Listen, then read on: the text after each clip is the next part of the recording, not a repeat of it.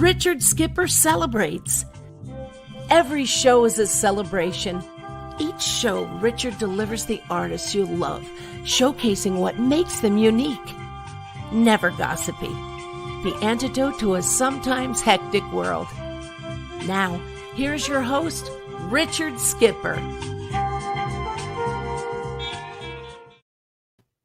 Happy Wednesday, everyone, and welcome to the latest edition of Richard Skipper Celebrates. I'm Richard Skipper, and I'm here to celebrate.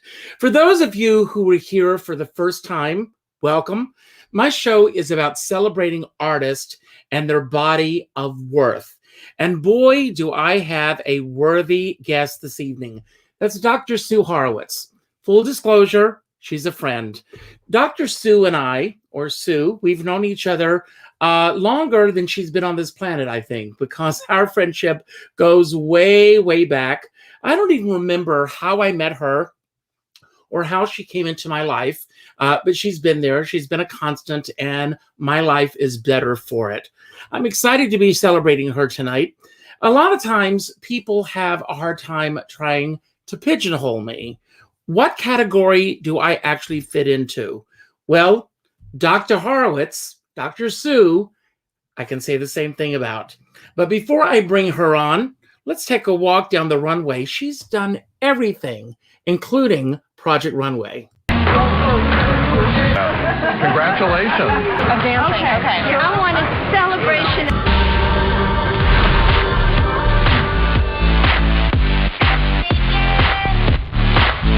She is like sauntering down the runway. The dress is giving her a perfect hourglass silhouette.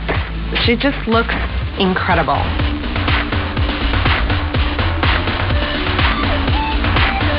She's glowing from head to toe. Dr. Sue! Hello! It's so good to finally have you here on the show. We've talked about this before. I'm thrilled you're here. Before we delve into this amazing life that you've created for yourself, and that's the operative word, created, I want to ask how you are doing really in the midst of this crazy world that we now find ourselves in. Well, it's very kind of you to ask, and I'm actually doing okay. I'm in good health, and that's the number one. And so I've been creatively active because when the whole pandemic hit, I made a commitment to be creatively active, to connect to a community and to my friends, and, to contribute in some way. And I started out that way, and it's really helped to always be doing some kind of creative project. So I've been doing these song videos and putting them up on YouTube and promoting them in the media, so, it gives me this kind of goal to shoot for. Well, don't you find that having these different projects that you're working on give you a purpose? Yes. For me personally, it helps me get through each day, each week, each month. It's hard to believe that next month will be a year since our shutdown really began in New York.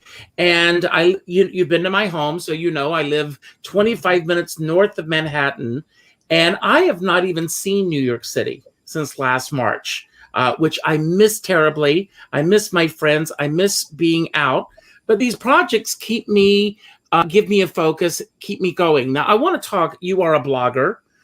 You've written a book celebrating some of the greatest women in comedy, which we will talk about in a few moments.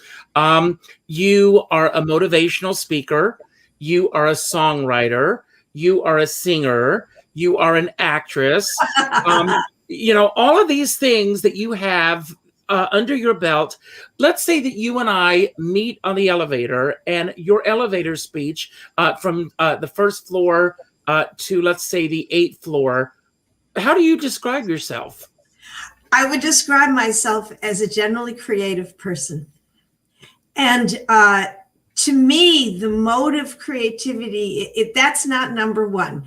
I mean, I could be writing a musical for the theater, or I could be writing a song for YouTube, or I could be, thinking of something I could be, when I did my book, Queens of Comedy, a lot of the challenge was to figure out how I was going to get that book and get those interviews. So I think the idea of having a creative challenge and trying to solve it and to connect to people, I think these are probably my driving forces in life.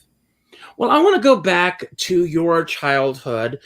Did your parents instill in you the idea of creativity, or is that something that you discovered on your own? Well, I think I've always loved creativity. Sometimes when people ask, when did you first write a song? I think I was a child. I think maybe my first poem I wrote, I was 7. I think I was 7. And then the first song I wrote when I was 8. So I always liked to do that. My mother was a very good performer. She could sing. She could really sing. My father was tone deaf. He could not sing.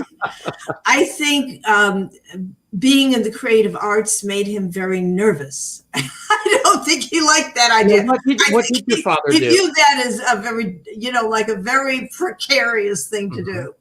What did your father do? He was a doctor. Wow. And did you want to follow in his footsteps, or did you? I have no aptitude for science and math. So, I didn't have that ability, so, that didn't happen. But perhaps because he was a doctor, I always have this interest in health. People think I'm a doctor. In fact, even when, I'm in a PhD, but a lot of people think that I'm a psychiatrist. And even when I tell them that I'm not, they insist, they forget that I've told them, and they start treating me like I'm a therapist. Well, I may be jumping ahead in our story, but I want to ask you, when did you decide that you wanted to call yourself Dr. Sue? Especially since you are mostly, not mostly, you are completely in the performing arts. So why Dr. Sue as your moniker?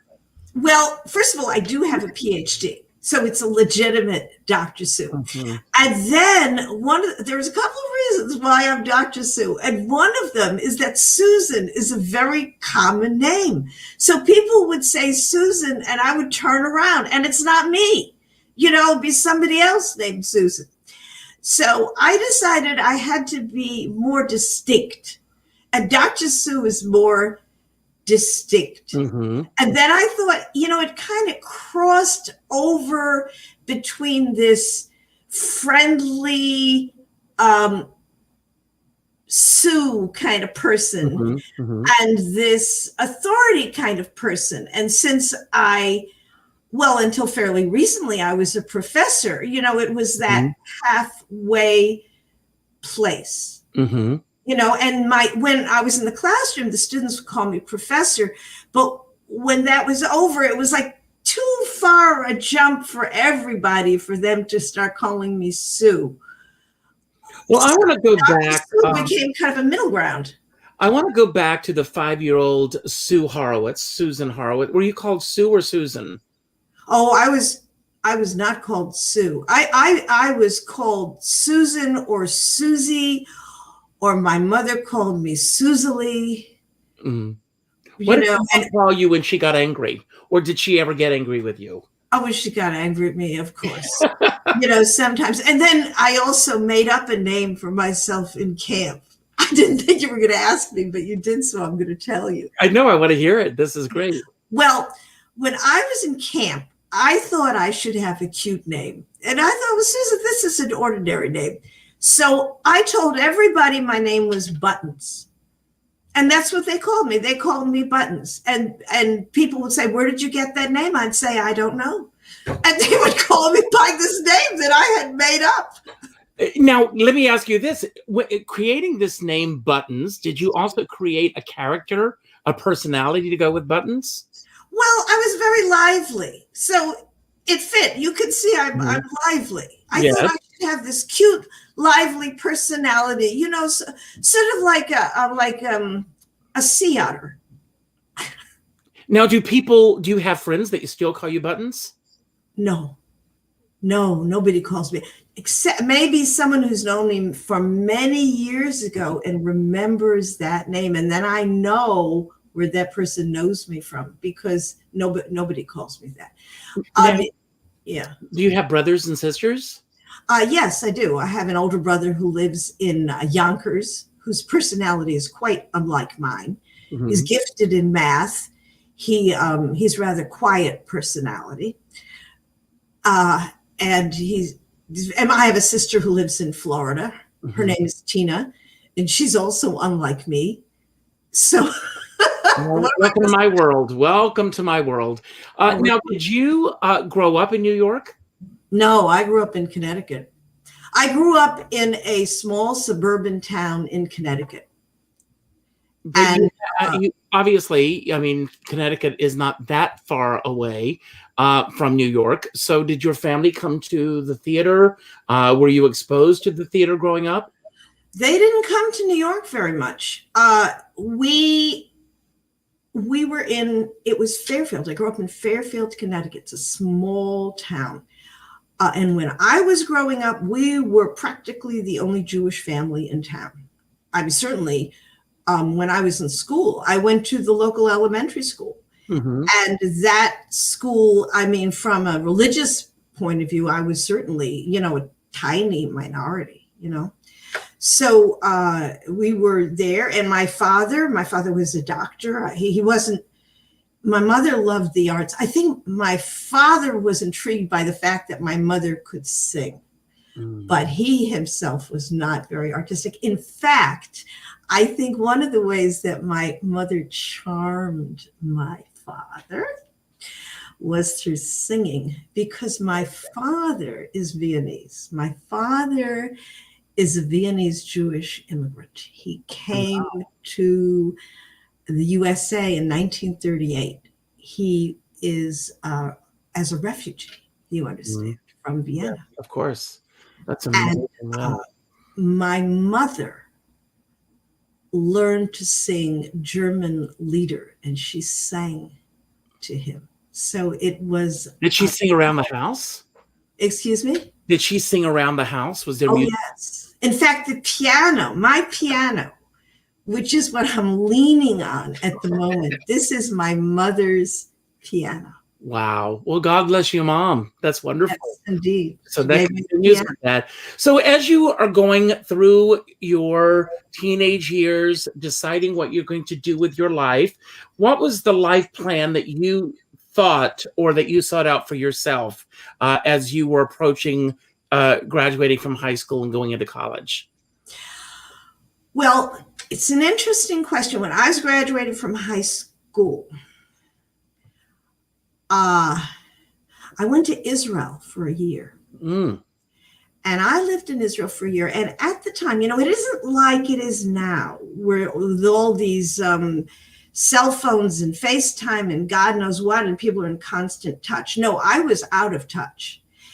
And I was there, for very idealistic reasons. I thought, well, from what I had been taught, we were going to make the desert bloom like a rose. We were going to do all these things. And I lived on kibbutz. And I am not suited to farm work. Richard, I am not suited to getting up at 4 a.m. in the morning and weeding in the spinach fields. It is not my chosen profession. And, there I am out in the sun weeding. And I start to think, what could be an easier life for me? And clearly, if I had skills, I would do better. So if I could only maybe learn to prune a fruit tree, I could upgrade my profession. So I did. I learned to prune. I told them I could prune a fruit tree. I don't know if I could, but I told them, and they said, okay, you can prune these little trees. I saw right away that was an improvement. And then I saw if I could entertain them, this would also be good, because I could stop working for a little while because I could entertain them. And I did. I would entertain them as much as I could, but of course I had to work. And then, I was still there, hardworking, and getting sick because it was, I'm from Fairfield. What do I know about these things? And then I thought, well, really, this hardworking farm life is not for me. The intellectual life is the one for me. And I wrote to the University of Chicago, which is a top intellectual school, where, by the way, my brother and my cousin were there. So I wrote them a letter. I filled out the admission. I wrote an essay, because obviously the intellectual life was the one for me. Get out of these fields. And I got in. I came back to the U.S. I went to University of Chicago. While I was in Chicago, I was part of the Second City Workshop. Wow. Yeah, that was really challenging and so interesting. And then I was acting in the shows whenever I could. And then I was graduating. So what to do now? So I thought, well, I'll go to Yale Drama School. What a good idea. I've heard that's a good school. Now, you understand I had no training. Mm-hmm. Most people who go to Yale have a lot of training. I had none. But I thought, well, why not? So I went back to Connecticut, and I said, to my mother, I would like to go to Yale. And she said, okay, I'll teach you. And then she started coaching me. And I was practicing, and she said, what are you going to do? And one of the ideas I had was to do something by Chekhov, The Cherry Orchard, that wonderful cherry, of course. So Cherry Orchard, my mother looked at me and she said, I think it should go something like this. And then she acted it out, and she was so good. I suddenly said, "Why, she's really talented." I mean, who knew? So I saw two things. One, that my mother was a gifted actress. And two, that I should not do Cherry Orchard. No, this was a role for a mature woman. And this was not a role that I should do. So I picked something else. I got into Yale. And you went through Yale. And how long were you in Yale? I was in Yale, honestly. I was in Yale for a year, but it's the acting program, and they are very liberal with the graduation, because so many people, they leave to pursue careers in show business because youth is a big advantage in show business. So therefore, I was at Yale for a year, but I am an alum, and I go to all the alum parties. And I learned basic acting technique. And then I went to Yale, and then, I came to New York. Now, how did the move to New York happen? I mean, again, you're not that far from Connecticut. Did you have friends or family in New York when you first came? Not really. It's a whole other world. It was a whole other world. When I came to New York, I believe you're from the Carolinas, right? I'm from South Carolina, and I came to New York in 1979. I don't know what year you moved to New York, but New York was a completely different animal. Oh, it was very different. It was also around that time. Well, I always tell people that, I dreamed the New York that I thought I was coming to New York of was the New York of Breakfast at Tiffany's, Sunday in New York. And when I arrived, I was in the middle of Taxi Driver and Midnight Cowboy. Completely different from what I imagined it would be. Yeah, and it's a shock, right? It was a huge shock. I mean, I grew up on a tobacco farm in South Carolina. But when you got to New York, I want to know how it happened, how you actually got your first apartment. Did you have any survival jobs? How did you start out, Sue? Well, the apartments, I remember those apartments very well, because I was living on my own, and I was supporting myself. I mean, you understand that even though my father, he was a doctor, but he was not supporting me. I was supporting me, which meant that I had practically no money. Mm-hmm. So my first apartment I had in the Village, and I remember my room did not have a door. So I hung a bedspread over the opening of my door. That was my room. And then we had a sink in the kitchen that we all used. I had roommates, of course. Mm-hmm. And that was my first apartment. And I was happy. I thought, well, this is the bohemian life. I mean, what did I know? I know nothing.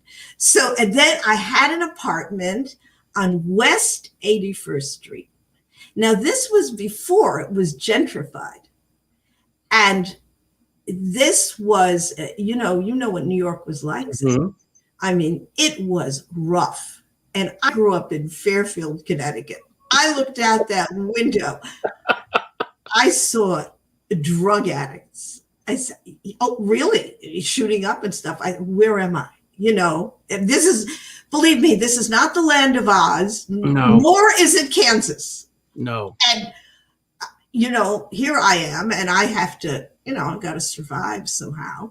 Well, I remember right after I came to New York, I didn't even know, first of all, a homeless situation at that time was incredibly bad. Yes. And I remember I was in New York. It was my first week, and my roommate at the time came home, and I was sitting in front of the TV. Channel 5 did a story on the homeless situation, and I was bawling my eyes out. I was so sad. And I remember my roommate turning the TV off and saying, I know this is not what you want to hear, but you have to shut it out because it will kill you here in New York if you're obsessed with this. And it's not that you're putting a blind eye on this. You're aware of it at all times, but it truly was a way of life at that time in New York. It was, and you have to somehow deal with it in whatever way you could. I mean, in that particular apartment, I don't know how I got this, but I remember one night, it was 2 a.m. and I could not sleep. You know, there was this very loud music coming up from the apartment under me, and I couldn't sleep. So I went down to that apartment and I knocked on the door, and this man answered. He must have been 6'5", and I am approximately 5'2". But I looked up at him and I said, "It's 2 a.m. Your music is too loud and I can't sleep." So he stared at me. I mean, who is this? Was there a party going on, or was it just loud music? Oh, it was more than the music. This guy turned out to be a pimp. Yes, I know this because after I left, this woman came running down the hall. She ran past me, and I thought, she's running out of his apartment. Where is she going? So I followed her. I went to the mailboxes, and then she ran out the door.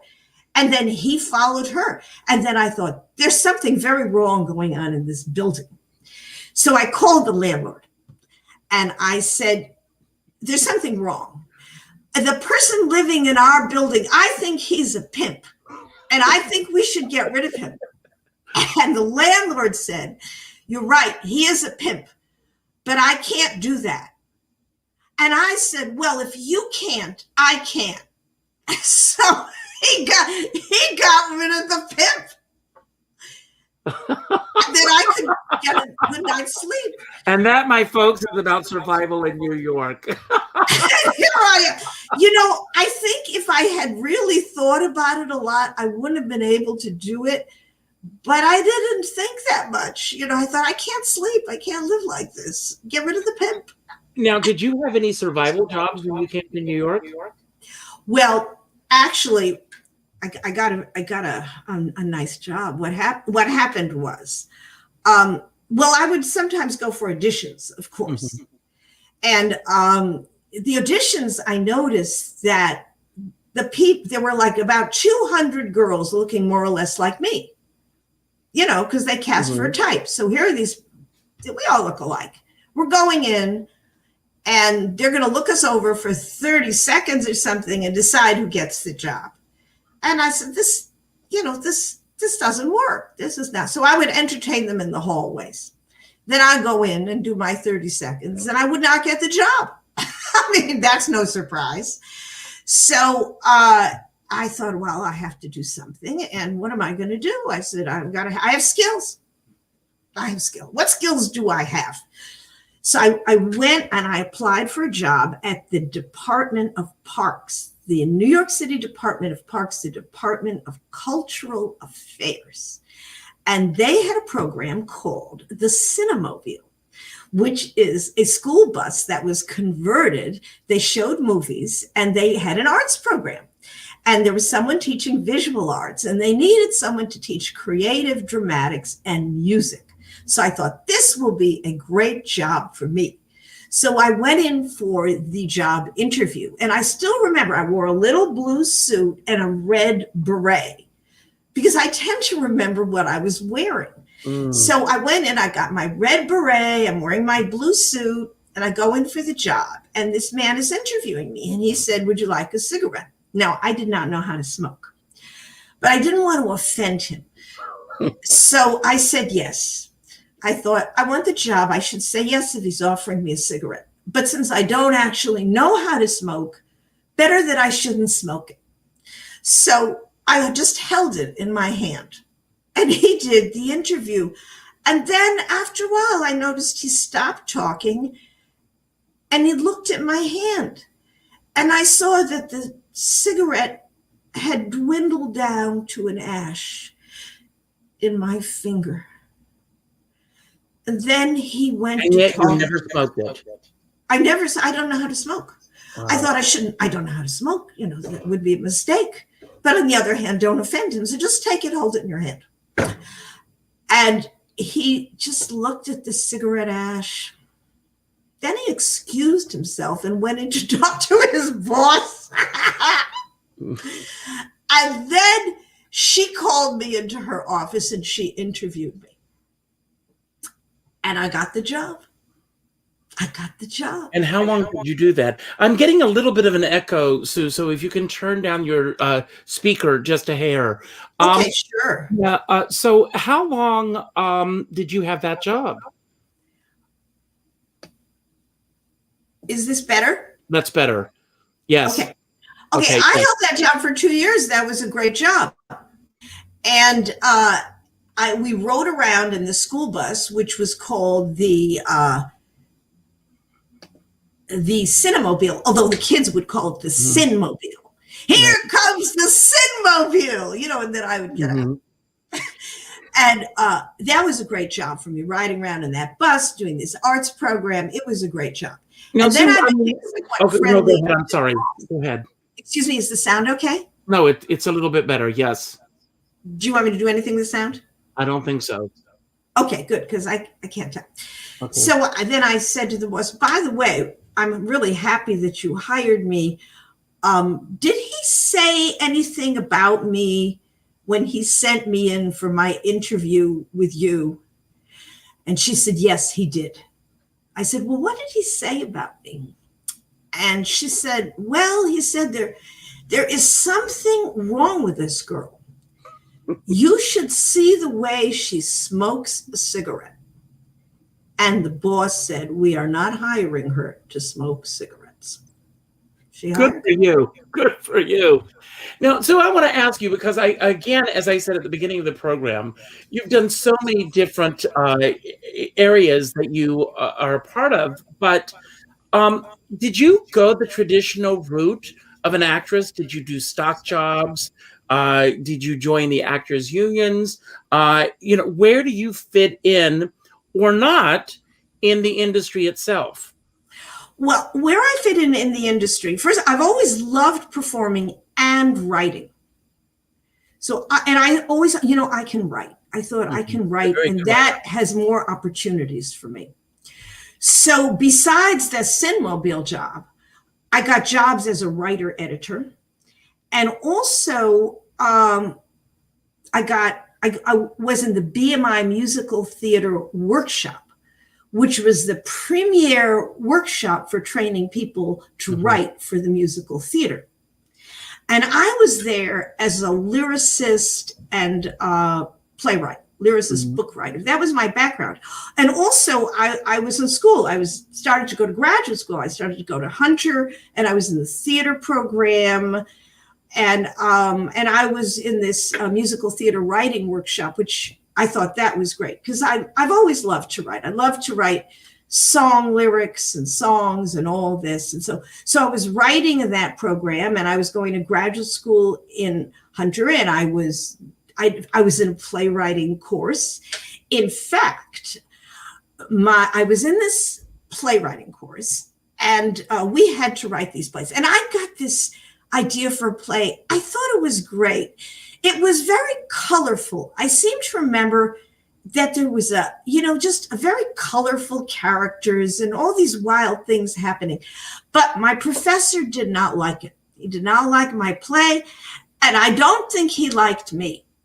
He told me to give up. He said, you should give up. Don't finish this play. If you finish a scene, you can pass the course.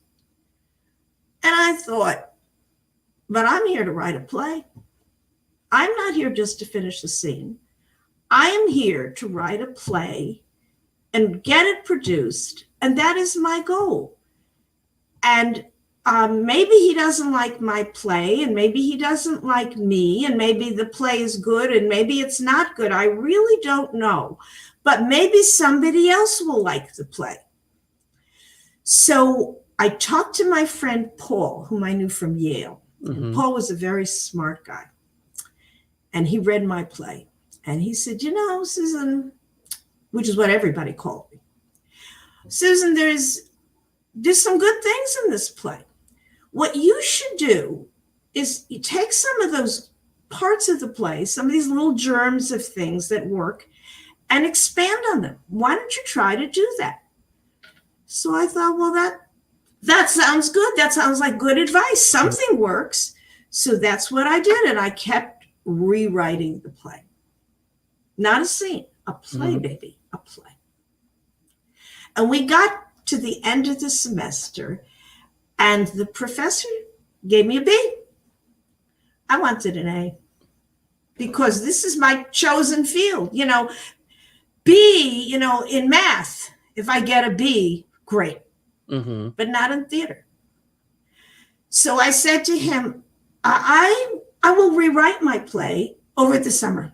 And if I rewrite my play, will you consider changing my grade? And he said no. So I rewrote it anyway. Good for you. I rewrote it all summer. I rewrote that play. And it got better. And then the fall came, and I wanted to submit it because Hunter had a playwriting contest. They would give a production to the best play. And oh, how I wanted to win that contest. Oh, I wanted to win that contest. But unfortunately, that professor was in charge of the contest. And I knew he would never let me win. But then, good fortune, he went on sabbatical. He went away. So I thought, well, good. He's on sabbatical. I won't tell anybody that he didn't like my play. I'll submit it to whoever's in charge now. And I rewrote it again. I'm on my third rewrite. I keep rewriting this play and rewriting it, I'm trying to make it better. And I won. I won the contest. Good for you. And then Paul, God bless him, Paul said, you should really try to get a real star for this play. I said, how am I going to get a star? He said, why don't you submit it to Martha Schlama? Have you ever heard of Martha Schlama? I don't think so. No, that's not, okay. Martha Schlama was a Broadway star. She was also a folk singer, and she also came from Vienna, Austria. I rewrote the part. Instead of having the leading lady be a Midwestern American woman, I rewrote it for a Viennese refugee. I could do a much better job with that because my father is a Viennese. I know what a Viennese refugee is like. I do not really know what a Midwestern woman is like. because I don't come from that. I rewrote it, and this in a way that would account for her accent, because of course she spoke with an accent. She spoke with the same accent as my father. Of course she spoke with an accent. And furthermore, she was a singer. So I wrote a song right in the beginning of the play. She could sit there on stage and sing to the audience. And I sent her the play, and she loved it. And she said she would love to star in my play. And she did. Yep. Wow. Now, I do want to talk about Queens of Comedy before we run out of time tonight. First of all, I want to go to the seed that's planted in your head.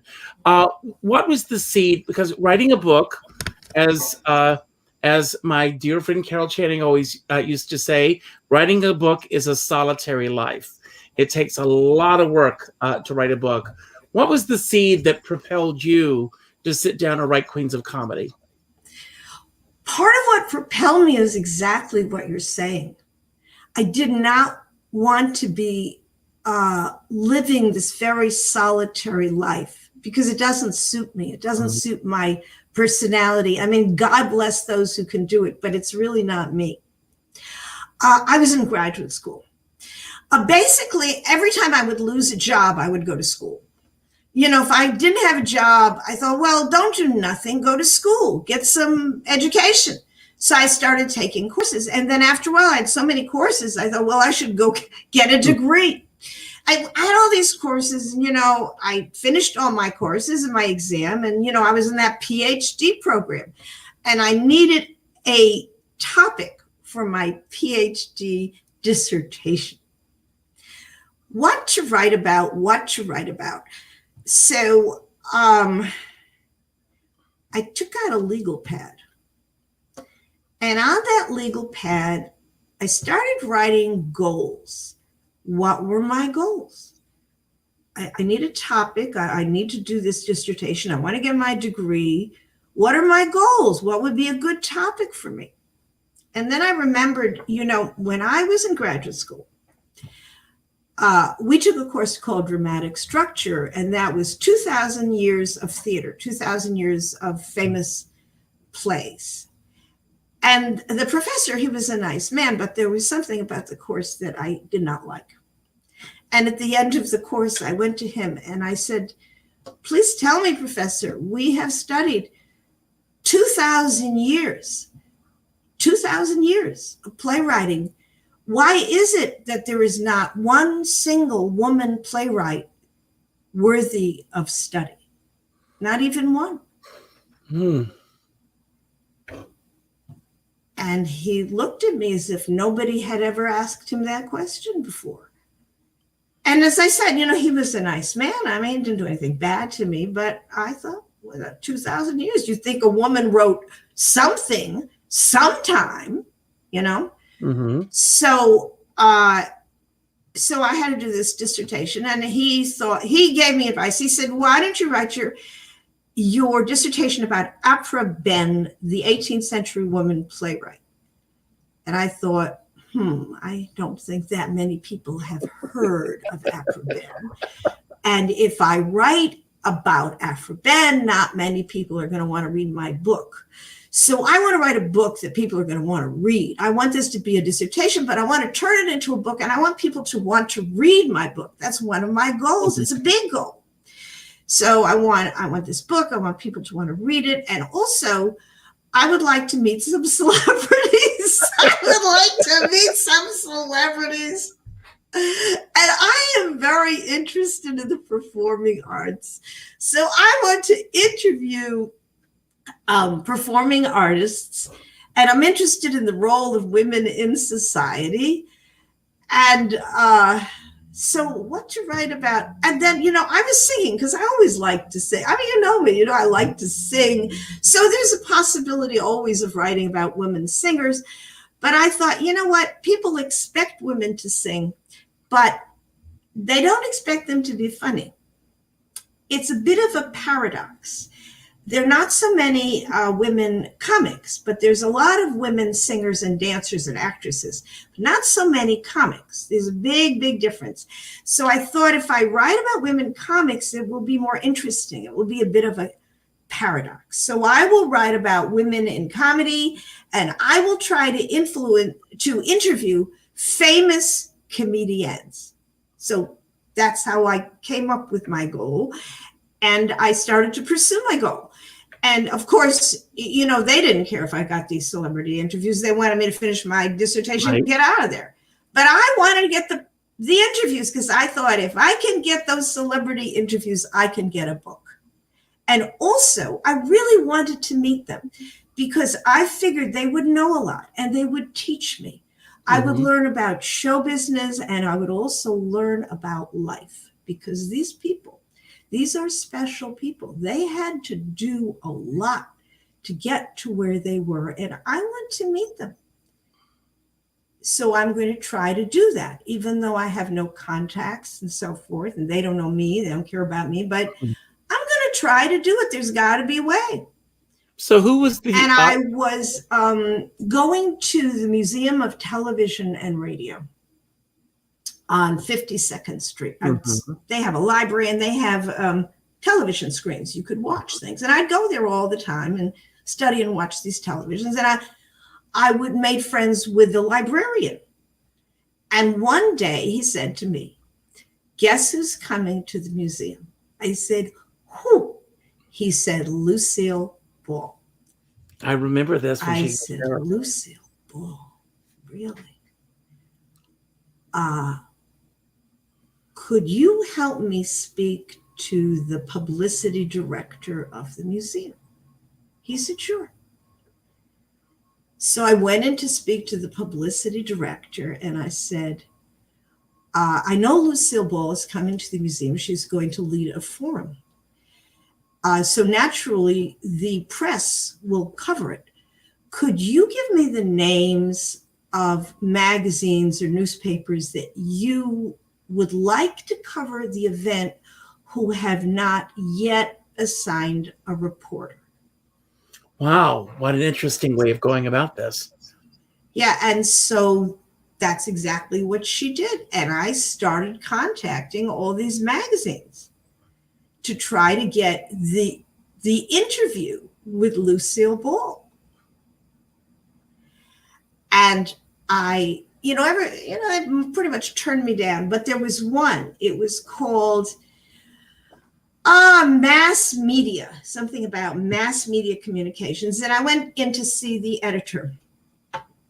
And I said, I would like to do a piece about Lucille Ball. And he said, "We're not interested in Lucille Ball." So I thought, "You're not interested in Lucille Ball? Well, there's no point in arguing with him." But I happened to notice that on his desk was a copy of Variety, upside down. But as I looked at it, there was a listing of these top sitcoms. Mm-hmm. And I said to him, "Isn't that interesting? Here are the top sitcoms. And I mean, the top television programs, I said, domestic comedy has always been a staple of mass media television. But look, there is not even one listed. Maybe it's because society has changed and television has not yet figured out how to present that in a situation comedy." He said, "Yeah, that could be." I said, "Well, that would be an interesting article, right?" He said, "Yes, it would be." And I said, "Well, I would love to write that article." And he said, "Okay, you can write it." I said, "Yes, and I will do a sidebar on Lucille Ball." And he said, "Okay." That's how I got the interview with Lucille Ball. Now, when you interviewed Lucy, was it one-on-one, or were you part of a gaggle of other interviewers? Was it No, she invited me to her home. She had a lovely apartment in New York City. Here's where I got lucky, because you understand I didn't have very much training as a reporter. Mhm. And really could not have competed with those highly trained, aggressive reporters. Was Lucy your first interview ever? No, I had done an interview in England when I was living in England, which is another story. I don't know how long the program is, so I don't know. We've got about 15 minutes, a little less, but this is one. Well, we won't go into England then. Okay. No, what happened is I got unique, individual, one-on-one interviews with every one of these legendary comics. Well, in the time remaining, I want to go through the 4 main comics in your book. And I want you to let us know what you gleaned from each of these women. Each of these women broke a barrier. Let's start there. Yes. And let's start with Lucille Ball. The experience of interviewing her. And when you left her apartment, obviously, you felt like, yes, I nailed that. I got it. But what was the one thing that surprised you the most about Lucy that had never been in your mindset prior to that interview? Well, the thing that surprised me, one of the things that surprised me is how tall she was. I mean, you understand, I'm not tall. Okay. Well, she was tall and she went out to Hollywood as a showgirl. So she still had these long showgirl legs. Mm-hmm. That surprised me. The breakthrough of Lucille Ball, I think, was insisting that her real-life husband, Desi Arnaz, be her co-star on I Love Lucy, because, CBS did not want to accept it. They said the American public will not accept it. You're married to this Latin with this thick accent. They just won't go for it. But she insisted, and it turned out to be this enormous hit. Mm-hmm. That was a big breakthrough. And Phyllis Diller, how did that interview come about? Phyllis Diller was extremely articulate and extremely kind. Most of them, I got these magazine assignments, but with Phyllis, no. She just let me interview her backstage at the Tropicana. And she analyzed comedy. She was a musician. She was a concert pianist. She analyzed comedy according to sound and music and rhythm. Lucille Ball analyzed comedy according to listening, because she was part of an ensemble. And Diller analyzed it according to musical rhythms, because she had been a musician. Mm-hmm. And her big breakthrough, when Phyllis Diller started, there were hardly any women in stand-up comedy. I said, what was it like when you started out? She was like, they didn't know what I was. It was get a stick and kill it before it multiplies. She was a big breakthrough. And Carol Burnett. When, where, and how did that interview happen? Excuse me? Where did that interview happen? That took place in Hollywood. She was starring in Annie. And we had lunch together at the Beverly Wilshire Hotel. I remember scrambled eggs. And she was very articulate, very intelligent, very kind and helpful. By the way, Joan Rivers was also kind to me. And she has that onstage bitchy persona, very, like abrasive and bitchy on stage, funny and punchy and all that. But she was personally kind to me. Well, all 4 of these women are bigger than life personalities. The moment you mention any of their names, there are very few people, even from the younger kids today, know who these 4 iconic women are, because their mark is still being felt. Were there any of those women that intimidated you in terms of meeting them? I mean, I will say this, and I mean this with the utmost respect to you. You're a very formidable person yourself. I'm formidable? No. Oh my God. No, you are. This interview, you have gone after everything that you've wanted, and you've grabbed it by the brass ring. So I applaud you. No, I'm paying you a huge compliment. But meeting any of these women, was it intimidating for you to meet them? Well, I guess I was intimidated, but I couldn't pay any attention to that.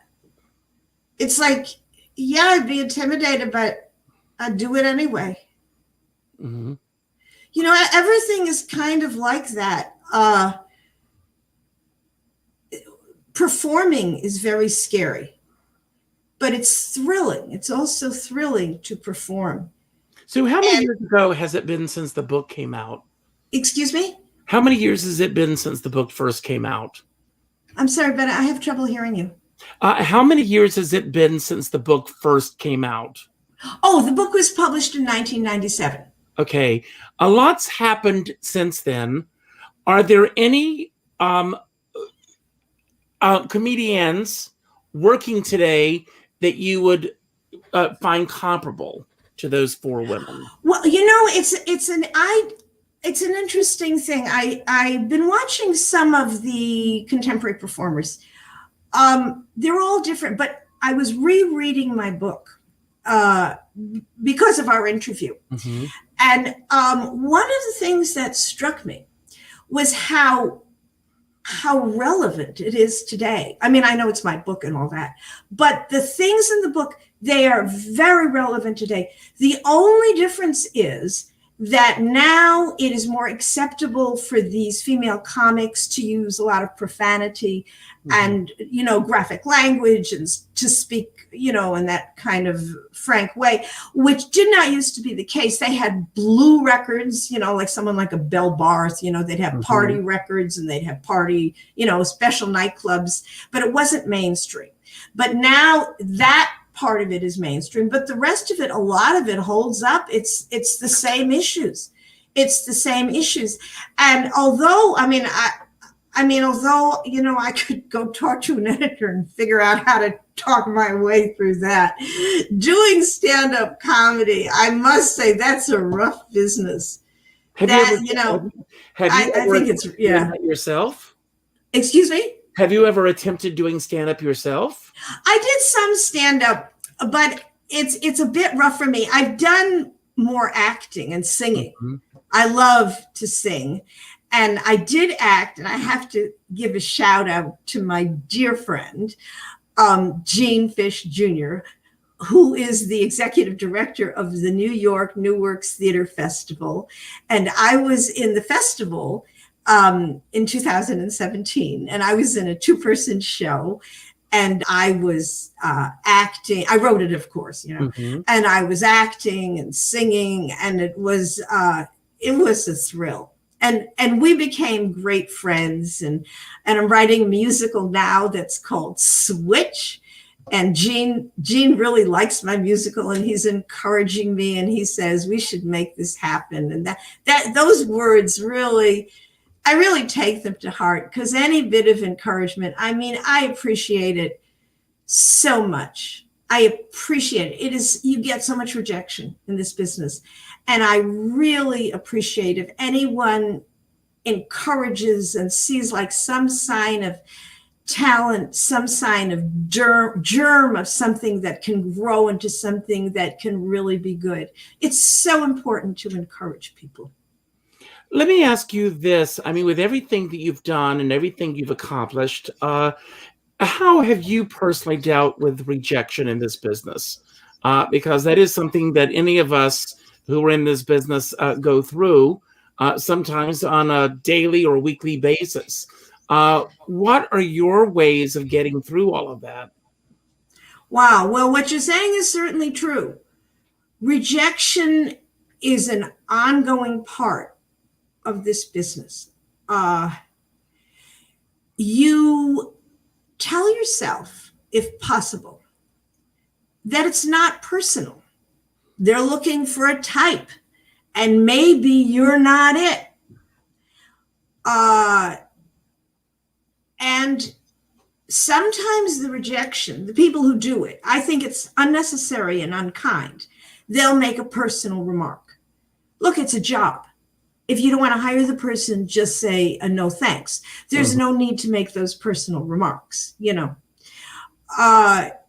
but it happens. It happens all the time for various reasons. They'll make some kind of personal remark, and I think they do it maybe because they're jealous, because they wish it were them, so they find some way to do it. But a lot of it, you're not the type they're looking for, something else, or else, in my case, it was a bit easier because I could write, Mm-hmm.